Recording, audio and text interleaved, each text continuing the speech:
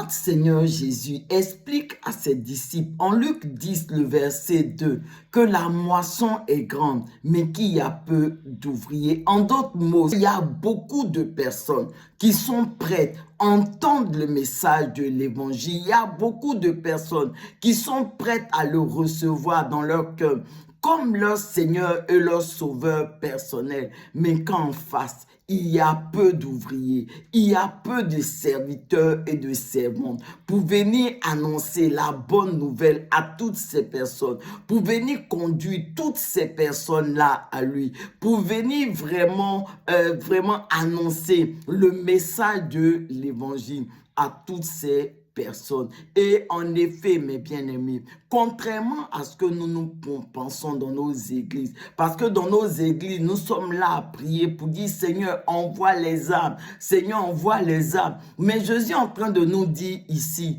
que la moisson est grande, pour dire que les âmes sont déjà là. Nous n'avons plus besoin de prier pour les âmes parce que les âmes sont là. La moisson est grande, mais tout le défi, tout le problème, c'est le problème des ouvriers. Il n'y a pas assez d'ouvriers. Il y a un manque de serviteurs et de servantes de Dieu pour faire entrer toute cette moisson dans la maison de Dieu, pour conduire toutes ces personnes dans la maison de Dieu, pour annoncer l'évangile à toutes ces personnes, pour permettre à toutes ces personnes de recevoir Jésus dans leur cœur comme leur Seigneur et leur sauveur personnel. Alors notre Seigneur Jésus nous recommande de prier. Il envoie dans sa moisson beaucoup d'ouvriers et de serviteurs, des servantes de Dieu. Ça veut dire que l'Église doit changer de prière. Nous devons arrêter de prier pour les âmes parce que les âmes sont déjà là.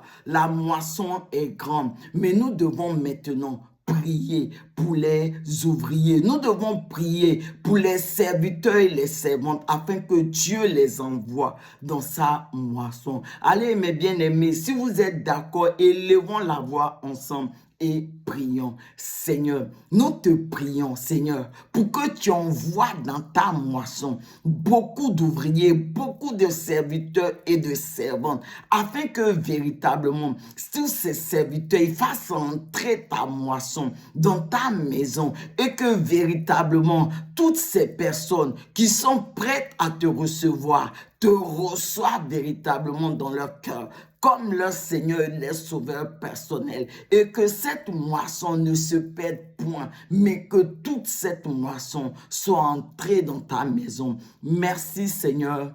Amen.